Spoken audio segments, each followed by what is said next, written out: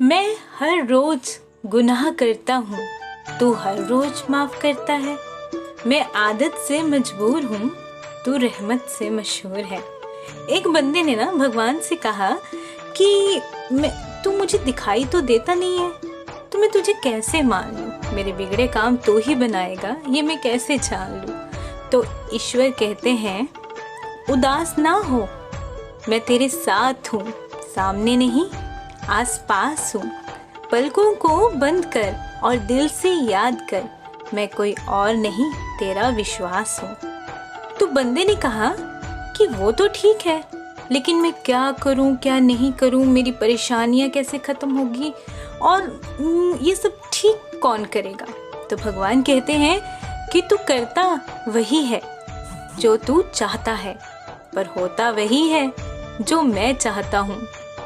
तू वो कर जो मैं चाहता हूँ, फिर देख होगा वही जो तू चाहता है।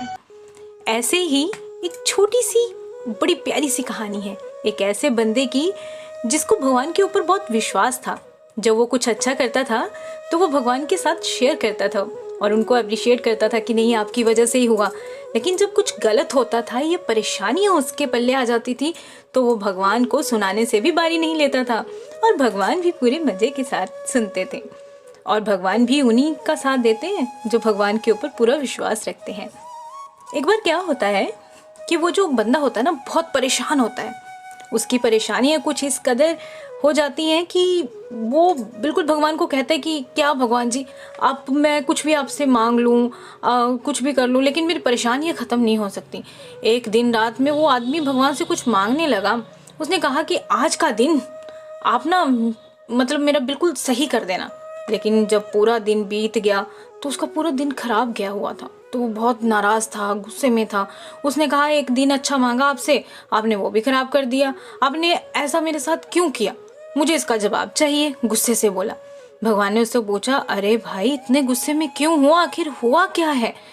तो वो बंदा बोलता है कि जैसे कि आपको पता ही नहीं, मुझे सुबह के समय बहुत जल्दी उठना था और मेरा अलार्म भी नहीं बजा और मुझे इसकी वजह से उठने में काफ़ी देर हो गई।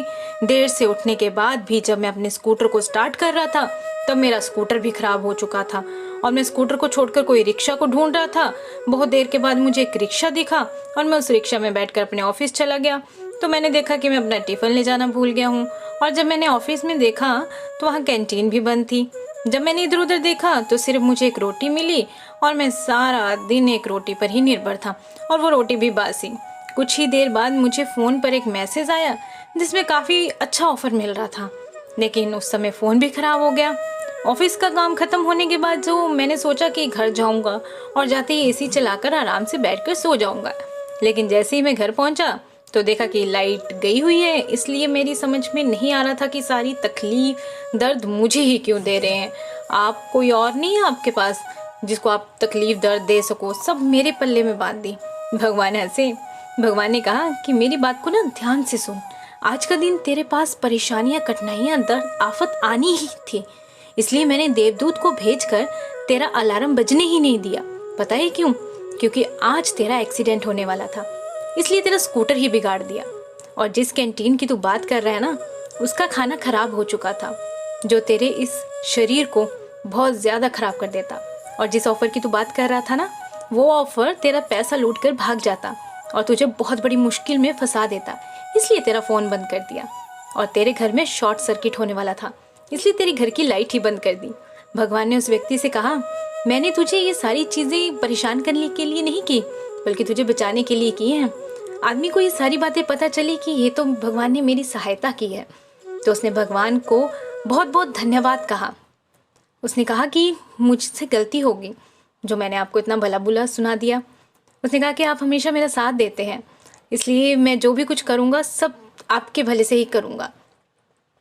आपको पता है दोस्तों, इस कहानी से क्या शिक्षा मिलती है कि हमारे जीवन में कितनी भी मुश्किल है, कितनी भी परेशानियाँ क्यों ना आए, कितने भी दुख दर्द क्यों ना आए, कितनी भी तकलीफ़ें क्यों ना आए, लेकिन अपने मन में बस इतना विश्वास जरूर रखना कि इसमें भी हमारी भलाई ही छुपी होती है। कहीं ना कहीं भगवान ने हमारे लिए अच्छा सोच के रखा है।